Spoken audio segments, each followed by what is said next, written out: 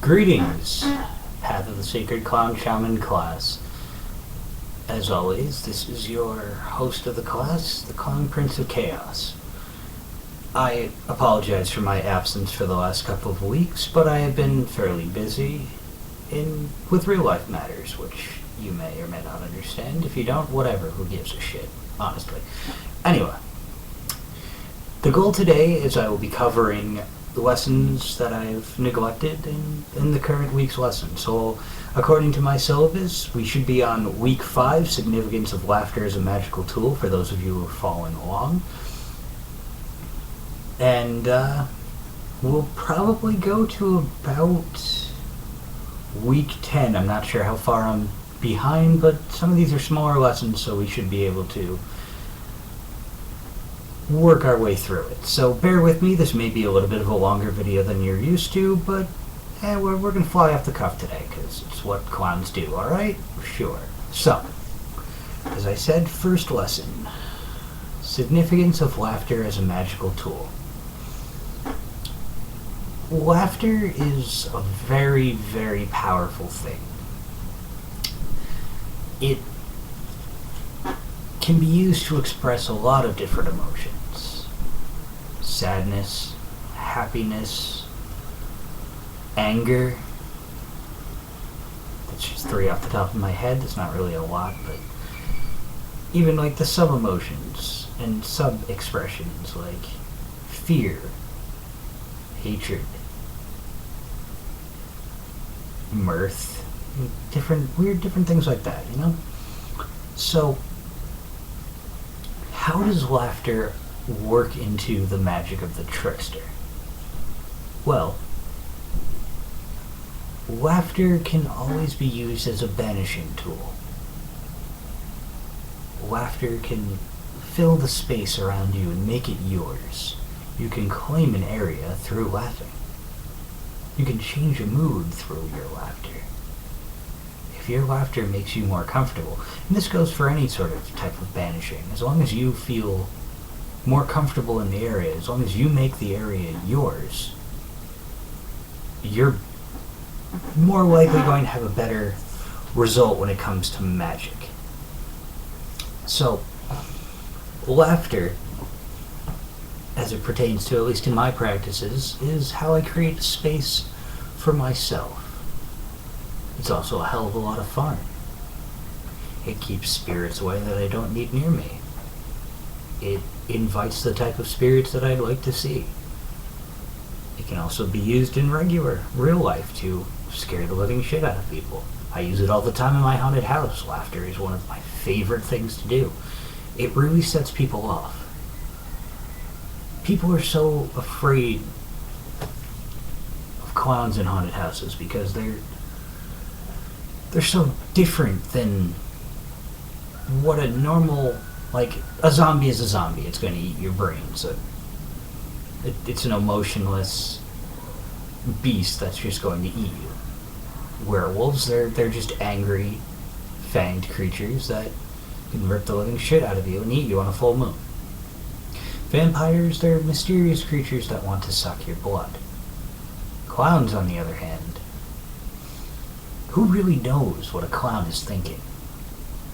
Who's the person behind that makeup? You have no idea. You have no idea who I am behind this makeup. Do I really act like this? Because the makeup allows us to be somebody else, to freeze us from our mortal shell, which I will get into later on when we talk about the significance of costumes and makeup. So, laughter is certainly a tool to use. You can also reach gnosis through laughter. Something that I developed over the years. I try different forms of laughter, from really loud laughter to like crazy laughter, like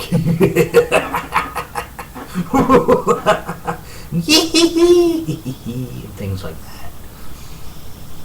Various different laughters. I mean, I'd get more into it, but it can get a little loud, and my mic is not great for that sort of thing. But, yeah, laughter, the lesson to take away from this is that laughter can be serious magic. And you may wish to try it in your magical practices. If it's not for you, it's not for you. It's obviously not for everyone.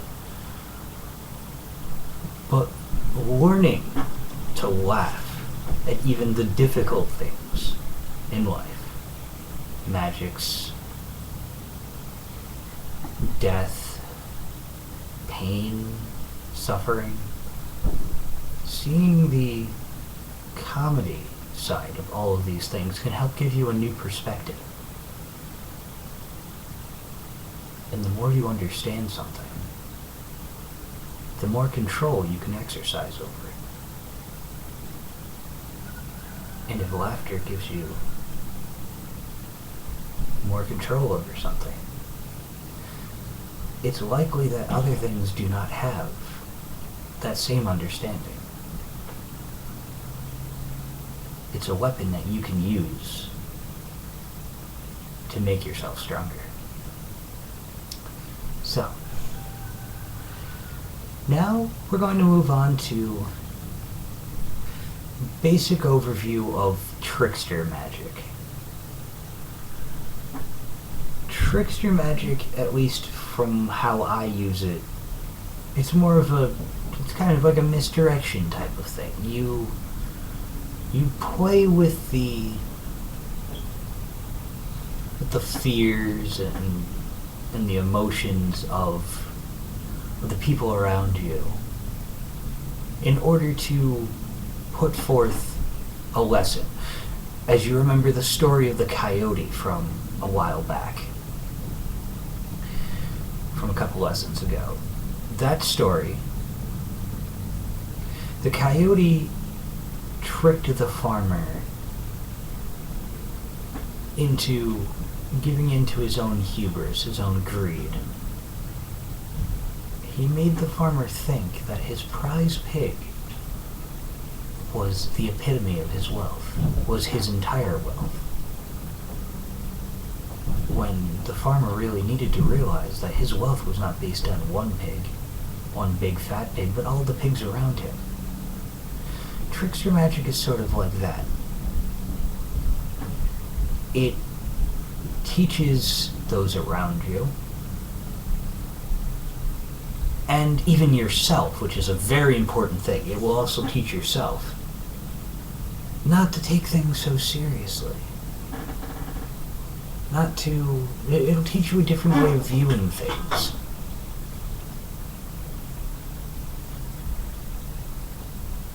Basically, trickster magic, it can also be used to see who's more aware, who's paying more attention. Like, say if I went, hey, look over there. I mean, obviously you can't see my arm because it just went off screen, but any of you who looked, well, I don't know what the hell you're looking at. Those of you who did, congratulations, you passed the test. That's the sort of thing, at least I do, when it comes to my trolling. A lot of you may have known me from the Chaos Magic groups, how I troll. I got my title of the Troll King through trolling people. Whether you liked it or not, it doesn't really matter. From my point of view, there were a lot of lessons that were taught to people, not to take things too seriously. And also showing them how their view, a lot of people have a certain view of something, of right and wrong. But when it comes to when it affects them over something they support, their right and wrong are often, their view of right and wrong, that it often stretches and bends to, and often inverts. If they think somebody else doing something is wrong, they might be doing the same thing and think it's right, but calling it something else. by trolling them, if anything, if it didn't show them, it often showed others what was wrong with what they were doing. I mean, the ultimate goal was to try and teach them what the error of their line of thinking, of how they were persecuting another person for simply doing what they were already doing themselves, just because they were doing it in a different way. Take, for instance, when I first joined CMG, the Chaos Magic Group 1.0, as some people call it, the one that had the Forgottening and all that before certain things happened and there was a mass exodus and all that. Before all that happened, I joined the group, and a friend of mine decided to use a word that was viewed as wrong. The word happened to be the word faggot. He didn't use it in a derogatory way towards gay people. He just said somebody was being a faggot. Immediately, he got stomped on by a bunch of people who were complaining about his use of the word. Now, alright, if you don't like the use of the word, that's fine, but people were calling for him to be banned from the group for his use of the word. That, to me, seemed a little odd for a group of chaos magic, where things are supposed to be more lax. You're not supposed to be... The entire idea was you're not supposed to be constrained by these rules of what's socially acceptable. That's not chaos magic. Chaos magic, to me, was ripping things apart to their very foundations and picking apart pieces of them and creating your own system. Not giving a flying shit what the politically correct bullshit idea of the time was. So I decided to dig a little bit deeper. And through having these conversations with people on the site, an idea popped up. An idea that said, gay people can use the word faggot all they want. Because, and this is a disclaimer, I am using the word academically. I do not in any way support this word. And if any of you want to report me, go ahead, by all means. As I was saying, they said that since black people, African American people, black people, whatever you want to call them, get to use the word nigger, they, as gay people, should be allowed to have the word faggot. To me, I thought, well, that's a little hypocritical.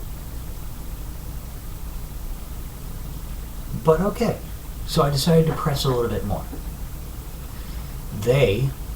I started to say, well, then how come that then we, as straight people, I as a straight man, should have the right to say that the word breeder cannot be used to classify my sexuality. To which a bunch of people responded, no, we can call you that. Because nobody's ever used the term breeder in a derogatory way against you. Well, you just did. That's the point that I mean. They were using the term breeder. They said the word breeder couldn't possibly be offensive to me because it wasn't being used in a derogatory way to reference my sexuality. Who are they to decide whether it's offensive to me or not? They automatically decided that no matter who I use the word to, they're offended. I don't get to decide if they're offended. Why do they get to decide if I'm offended? And it also got me thinking, why is the word used as a term of endearment? Because they did say that they were allowed to use the word amongst themselves because it was used as a term of endearment. But if a straight person used it, it was offensive. So I asked, why is the term faggot so offensive? Or why is the term faggot used by gay people if it's so offensive? Well, a shitstorm of posts started, and there were basically two sides of the argument. Some people were saying that faggot should only be used by them, by people who are gay. And other people, well, actually there were about three sides to their end. There were other people that were saying, well, the word should be able to be used by anybody. And then there was a third part of the argument, which was funny.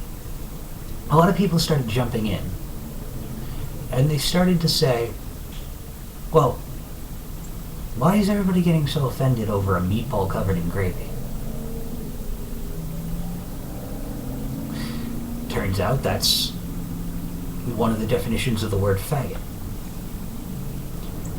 which is another point. Words have different meanings. That was what was originally being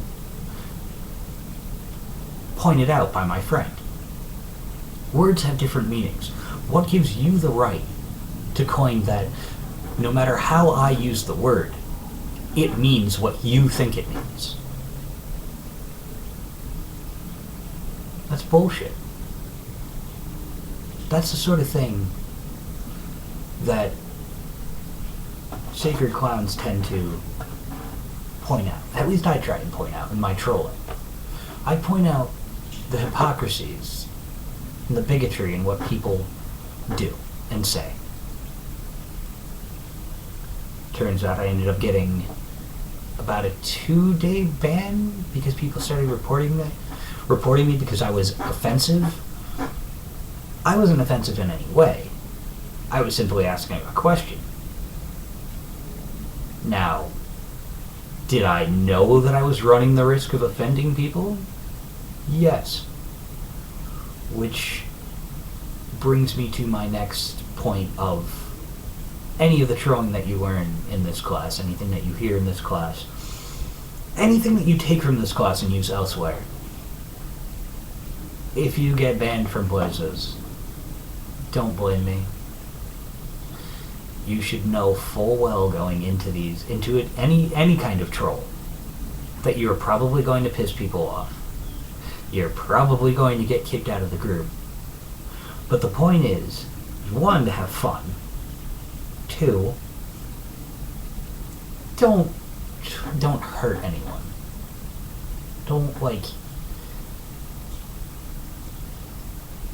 Don't troll somebody to the point that they're going to cause harm to themselves. Know when to stop. And 3, I forgot what I was going to say for 3. But anyway, it'll probably come back to me later. But yeah, the point is, that's what I do when I troll. Is I see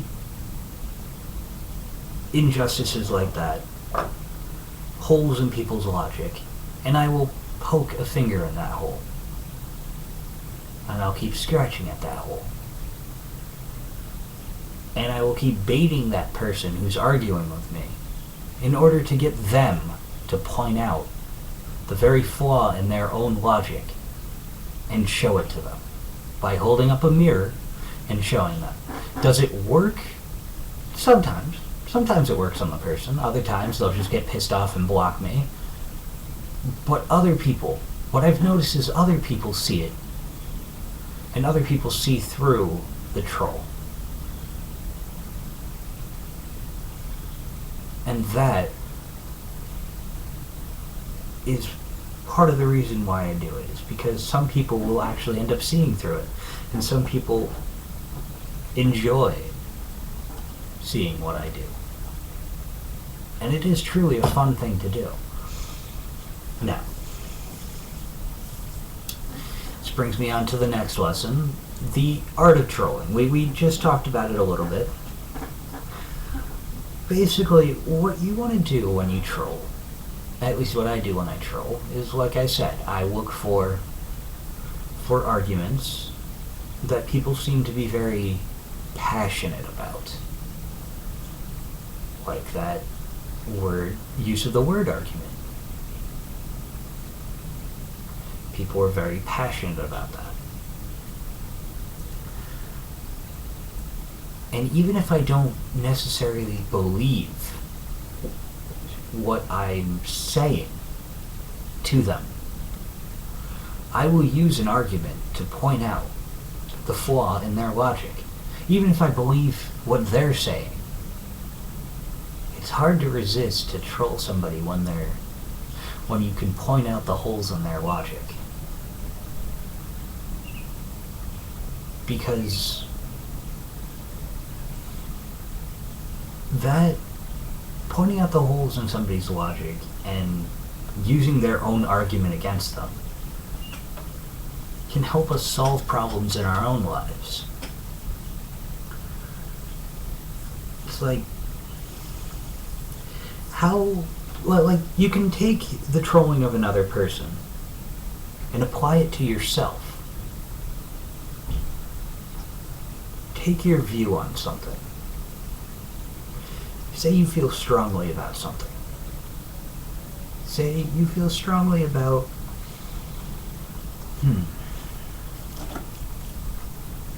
smoking. Say you feel strongly about smoking.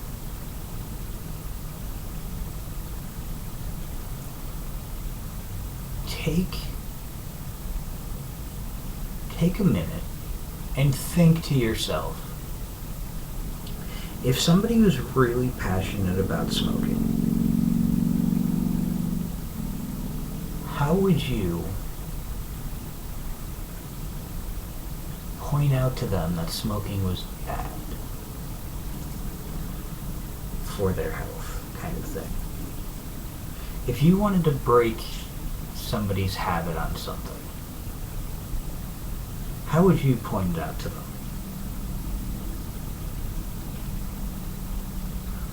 Would you present facts to them?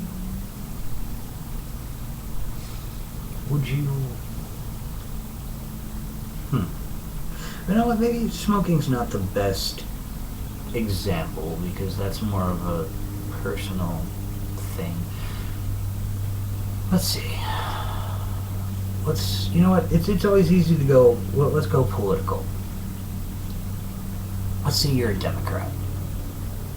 You're a left-leaning person. I'm not saying there's anything wrong with that. Just saying. Say you have a view on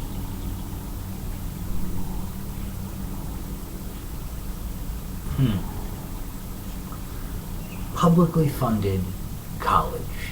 Let's go with that. Publicly funded college. You think that publicly funded college is the best idea in the world.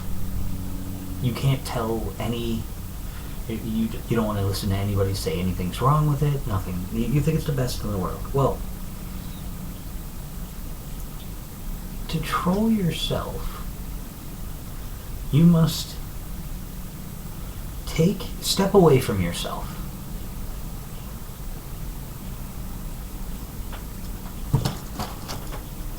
Here is you.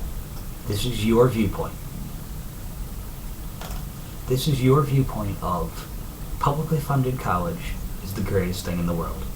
There's no flaws with it, nothing. Now, to prove that theory, you must step away from yourself and become point B. Point B is the opposite side. Point B is everything that is flawed in your argument. Point B is the opposite view. The opposite viewpoint of why publicly funded college is bad. The conservative viewpoint, as it were. If you were to argue against somebody who is for publicly funded college, and I have, they often say, well, the money's coming from us anyway, why not take it out in taxes? I'd rather have taxes taken out than student loans. Well, one of the things that I would argue is, especially against if my own viewpoint was that publicly funded colleges were great, I would argue that, well, take a look at other programs that have been funded by our government. The bank bailouts, the stimulus package, and most recently the healthcare acts. Now, taking all political blame out of this, because that's another can of worms that we're not going to open here, the government failed in each of these things. I'm talking about the government as a whole, not a left, not a right. The government as a whole, with its actions, as one entity, failed in each of these things. The government bailed out the banks, but didn't do anything. The government gave the banks money and gave them pretty much free rein to do whatever they wanted with it, thinking that they were just going to, do the right thing. Because, of course, they had already done the right thing before, right? No. And what did they do? Absolutely nothing that the government wanted them to do. Same with the stimulus plan. They just poured money into a failing system, throwing money at a situation, expecting what happened before wasn't going to happen again. Same thing with the healthcare plan. By throwing government money at the healthcare system without any type of regulation beyond making health companies have to cover more stuff, prices have still continued to go up. Now, if we apply that logic to schools, free tuition, the government, all it's talking about again, is just making it so that we just pay money for this sort of stuff in a completely different way. Instead of out of pocket immediately, it's taken out of our taxes. Now, the government happens to get all this money. Sure, our taxes increase. They start giving this money to colleges. Now, the corrupt college system, which has continued to raise the prices and work with the college loan people, like the college loan companies, to increasingly put our college-going people into debt, you think that they're just going to, accept this? They're not. You think that they're not going to continue to increase the pricing? You think prices aren't going to continue to go up? You think they're not going to take advantage of the fact that we don't have any control over to shop around for what college we go to anymore? And not just increase the prices wholesale? They're not going to do what every other government program does and lie about what their budget needs are to get more money. And it also works the other way. Do you think the government, now that it will control what colleges spend, how much colleges get, you think they're not going to control what colleges will teach you? You think they're not going to cut corners to keep costs down?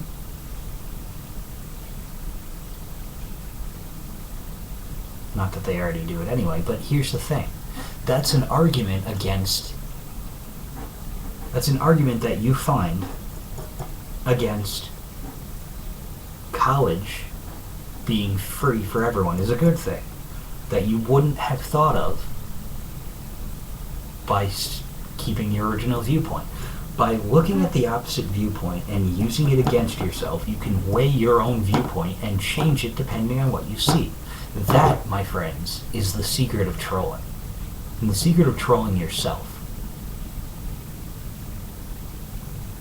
That's it. That's the big secret. Looking at the opposite side of the argument using it against the other person, using it against yourself. That can create a major improvement in you and the people around you. Sure, it may make you an unpopular person. You may hate yourself for it, but your views will start to change and solidify. You'll be a smarter person for being able to look at all the sides of an argument yourself. That's the important thing. That's the secret of trolling. Now, we move on to week 9 and finding your inner clown.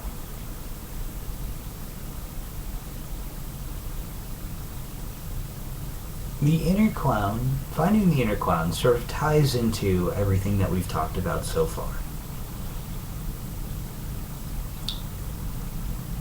Your inner clown will be the part of you that just doesn't give a shit about the barriers around you. The part of you that steps into a role and doesn't care about societal norms, about societal pressures, about the regulations, things that society says that you shouldn't do because it's not socially okay. An easy way to do this is to put on some makeup or put on a funky costume and just walk around. Fun way to do it is to walk around your house and scare the living shit out of everybody that lives with you. Walk around your neighborhood, scare the living shit out of everybody that walks around. Don't do anything stupid. Just walk around, have fun with it. Do things that you wouldn't normally do. If you're in a situation where something's embarrassing, like say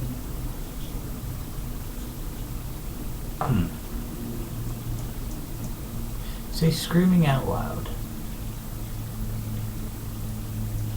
Screaming out loud like a phrase like, I like pork and beans. Just out in the middle of nowhere. Step outside, just scream out, I like pork and beans. Sure, you look like an idiot, but that's the point. Eventually, you'll stop caring about whether or not you look like an idiot. That feeling of you're just having fun with it. You're free of the chains of society. That is finding your inner clown. I do it all the time when I step into a role at the haunted house I work at. When I put on the makeup, when I put on the costume, and that group steps through the door, I become a completely different person. I become whatever I'm supposed to become to scare the living shit out of these people. Would I normally go up and put a knife in somebody's face and start, even a plastic one, and start screaming at them? No. I'd be very conscious about that. But when you bring out your inner clown, you stop caring about that. It's a performance. You're a performer. Your inner clown is a performer. And they don't have that paralyzing social regulation. That fear of social backlash. That's something that you need to learn to embrace. Once you latch onto that feeling, you can do any kind of troll magic you'd like.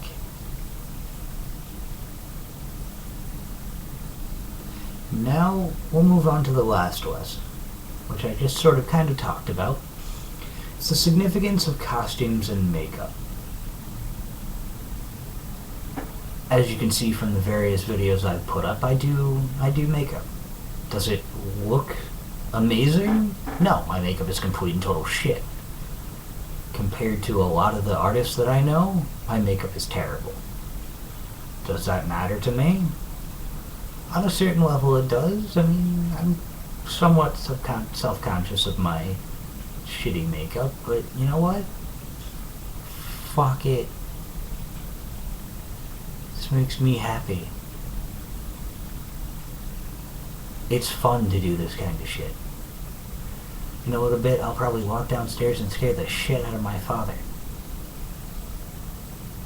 Because it's just funny to do.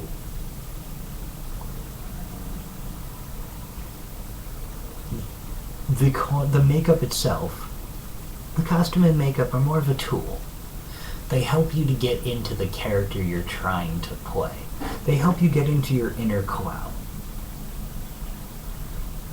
It's a feeling that you get that they help form the role. It's like a tool that you use. It's like a reason that you use a ritual knife or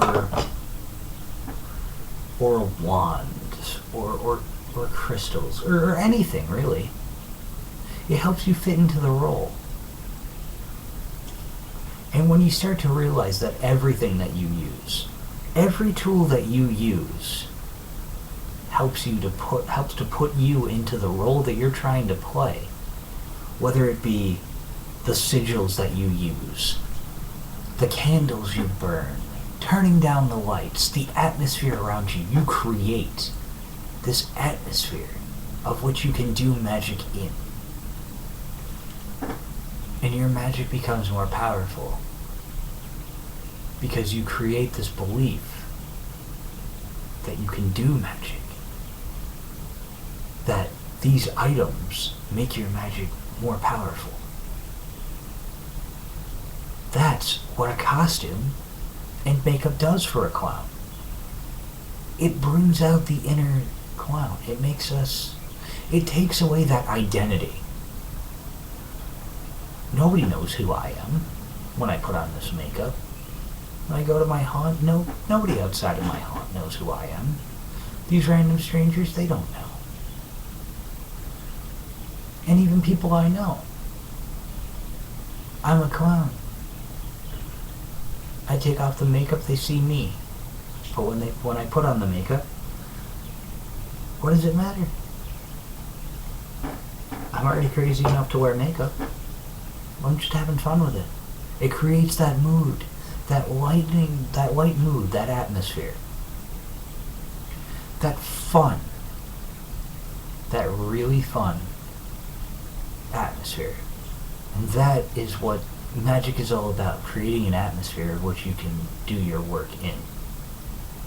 That's why we do our rituals. That's why some people wear robes. That's why some people wear funky costumes, have knives, and how many more times am I going to show a knife in this video? Okay, that was it, I swear. Now, we've covered a lot. It's almost a 40-minute video, which is just insane. But for those of you who've stayed with me, thank you. I appreciate it. If any of you have any questions, please message me about it. And I will see you next time that I see you for the next lesson, which would be how to initiate the path. We're coming up to the end of our lessons, so I hope you've all learned a lot from this lesson. I know I have. This is the Clown Prince of Chaos signing off.